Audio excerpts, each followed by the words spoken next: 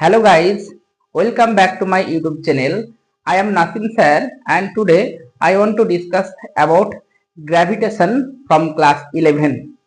তো আজকে আমি তোমাদের সামনে যেটা আলোচনা করব সেটা হলো ক্লাস 11 এর যে ফিজিক্সের গ্র্যাভিটেশন চ্যাপ্টার রয়েছে সেই চ্যাপ্টার থেকে যে আমাদের নিউমেরিক্যাল প্রবলেমগুলো সলভ করার জন্য বেশ কিছু সূত্র আমাদেরকে জানতে হবে। সেই সূত্রগুলো সম্পর্কে আমি একটু তোমাদের সামনে তুলে ধরবো।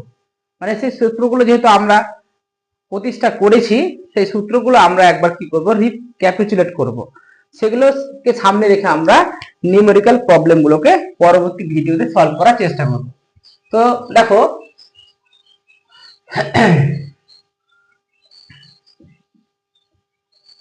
আমাদের প্রথম যে ফর্মুলাটা ছিল যে গ্র্যাভিটেশনাল ফোর্স, সেই ফোর্সের মান কত ছিল? সেই ফোর্সের মান ছিল F সমান G into capital M small M divided by R square ছিল। ঠিক আছে, এগুলো প্রত্যেকটা কোয়ান্টিটি আমাদেরকে জানতে হবে। দেখো আমি আরেকবার একটু বলে দিচ্ছি, এখানে হলো এফ মানে হলো গ্র্যাভিটেশনাল ফোর্স বা মহাকর্ষ বল, আর জি হলো সর্বজনীন মহাকর্ষ ধ্রুবক।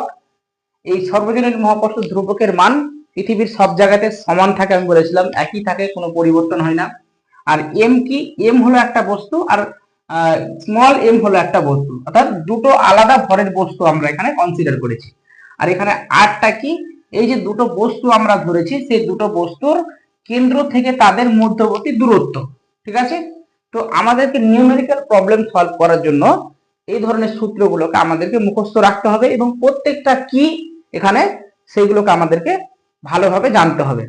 ঠিক আছে, তো এটা সলভ করার জন্য আমাদেরকে যে জি এর ভ্যালু অর্থাৎ গ্র্যাভিটেশনাল ইউনিভার্সাল গ্র্যাভিটেশনাল কনস্ট্যান্ট যে আছে সেই জি এর ভ্যালুটা আমাদেরকে মনে রাখতে হবে। সেই জি এর ভ্যালুটা এসআই পদ্ধতিতে হয় 6.67 ইন্টু 10⁻⁻11, এককটা হবে newton into metre square per kg square. ঠিক আছে, এটা হলো আমার কি এসআই পদ্ধতিতে জি এর ভ্যালু। সিজিএস আমরা চাইলে এটাকে কনভার্ট করতে পারি, নিউটনটাকে ডাইনে কনভার্ট করে নেব আর মিটারটাকে সেন্টিমিটারে, আর কেজিটাকে কি কেজিটাকে আমাদের কি গ্রামে প্রকাশ করলে আমাদের সিজিএস ভ্যালু বেড়ে যাবে। ঠিক আছে, তো এরপরে এই এম এবং এম কি small M R capital M হলো দুটো ভরের বস্তু। ধরো এরকম দিতে পারে যে এটা ক্যাপিটাল এম, এই বস্তুটার ভর তোমাকে বলে দিল ধরো 5 কেজি, আর একটা বস্তুর ভর তোমাকে বললো এটার ভর মনে করো 2 কেজি। তো এদের যে মধ্যবর্তী দূরত্ব সেই দূরত্বের মানও তোমাকে বলে দেবে। সেই দূরত্বের মান ধরো সাপোজ 10 মিটার। তাহলে এদের মধ্যে যে অ্যাট্রাকশন ফোর্স কাজ করছে সেই বলের মান কত আমরা যদি বের করতে চাই তাহলে এই ফর্মুলার সাহায্যে আমরা সহজেই বের করতে পারবো।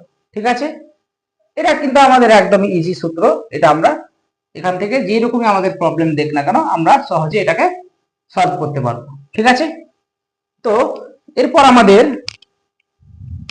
আমাদের যেটা করতে হবে সেটা হলো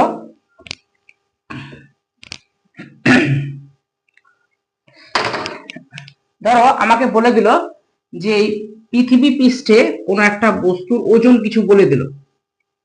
পৃথিবী পৃষ্ঠে কোনো একটা বস্তুর ওজন ধরো বলে দিল, ধরো এটা পৃথিবী পৃষ্ঠ, এই পৃথিবী পৃষ্ঠের কোনো একটা বস্তুর ওজন ডব্লু বলে দিল। আমরা ডব্লু সমান কি জানি? ডব্লু সমান এম ইন্টু জি জানি। এবং কি এই পৃথিবী পৃষ্ঠের উপরে এই যে অভিকর্ষ ত্বরণ জি এর মান কি হয়? সব থেকে বেশি হয়। ঠিক আছে, তাহলে আমরা কি করব? এই ডব্লু সমান আমরা এম জি এটা বসিয়ে আমরা কি করতে পারবো? পৃথিবী পৃষ্ঠে কোন একটা ধরো এম ভরের কোন একটা বস্তু তার আমরা ওজন আমরা ক্যালকুলেট করতে পারবো।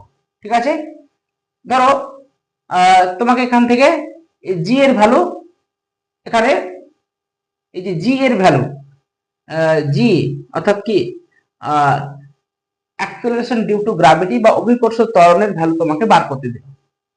তাহলে এটা আমরা কিভাবে বার করতে পারি? এই অভিকর্ষ ত্বরণের মান কি হয়? পৃথিবী পৃষ্ঠে সব থেকে বেশি হয়, সেই ভ্যালুটা আমরা কত বের করেছিলাম? এই পৃথিবী পৃষ্ঠের উপর অভিকর্ষ ত্বরণের ভ্যালু জি সমান কত হয়? জি সমান হয় তোমার জি ইজিক্যাল টু কত হয়? G M by R square হয়। ঠিক আছে, পৃথিবী পৃষ্ঠের অভিকর্ষ ত্বরণের value G is equal to GM by R square. এটা কিভাবে আসলো দেখো, আমরা যে এই পৃথিবী পৃষ্ঠের উপর একটা বস্তু রেখেছি, সেই বস্তুটার তো ভর আছে, সেই বস্তুটার ভর মনে করো স্মল এম।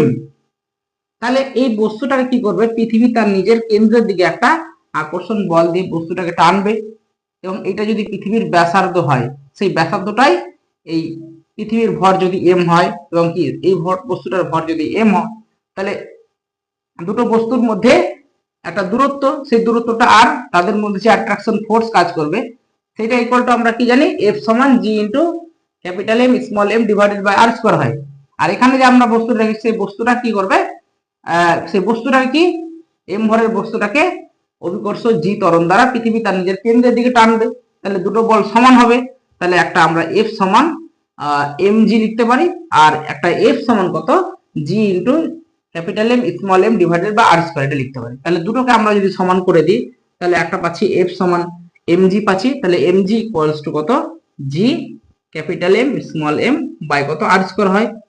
এটা হলো, এখান থেকে দেখো এম এম ক্যান্সেল করে দিলাম, তাহলে জি সমান করে থাকছে কত, জি সমান করে থাকছে G M by R square. তাহলে দেখো এখান থেকে আমরা এই জি এর ভ্যালুটা পেয়ে যাচ্ছি।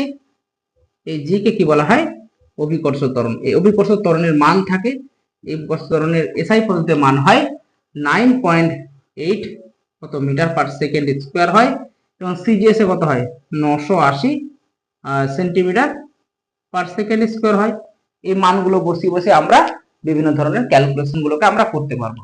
ঠিক আছে, এরপরে তোমাকে ধরো বললো যে কোন একটা বস্তুকে ভূপৃষ্ঠ থেকে এই উচ্চতায় নিয়ে গেলাম, তাহলে আমাদেরকে এবার করতে হবে যে এই উচ্চতায় জি এর মান, এই উচ্চতায় জি এর মানের জন্য আমাদের যে ফর্মুলাটা আমরা বের করেছিলাম, সেটা হয় জি ড্যাশ সমান জি ইন্টু 1 মাইনাস কত 2h বাই আর। ঠিক আছে, মনে করো তুমি একটা বস্তুকে কি করেছো, এই ভূপৃষ্ঠ থেকে এই উচ্চতায় নিয়ে এসছো, তাহলে এই উচ্চতাটা এখন কত h, তাহলে এই পজিশনে আমার জি এর ভ্যালুটা কত হবে সেটা আমাকে বার করার জন্য এই ফর্মুলাটা কি করতে হবে, বসাতে হবে। ঠিক আছে, এরপরে আমাদের আছে ভূপৃষ্ঠ থেকে গভীরতায়, ধরো ডি গভীরতায়, এই ভূপৃষ্ঠ থেকে তুমি নিচের দিকে নামছো, তখন জি এর মানটা কত হবে, তখন জি ড্যাশ সমান আমরা লিখবো জি ইন্টু 1 মাইনাস ডি বাই আর। ঠিক আছে, এটা হলো কি উচ্চ গভীরতার জন্য আমাদের অভিকর্ষ ত্বরণের মান। ঠিক আছে, তো আশা করি আজকে আমরা এই পর্যন্ত জানলাম। তো পরবর্তী ভিডিওতে আমরা আরো যে সূত্রগুলো আছে সেই সূত্রগুলো সম্পর্কে আমরা আলোচনা করব। ঠিক আছে, তো ভিডিওটি ভালো লেগে থাকলে অবশ্যই একটা লাইক দিয়ে দিবে এবং আমার চ্যানেলটিকে সাবস্ক্রাইব করে দিবে। ঠিক আছে, থ্যাংক ইউ।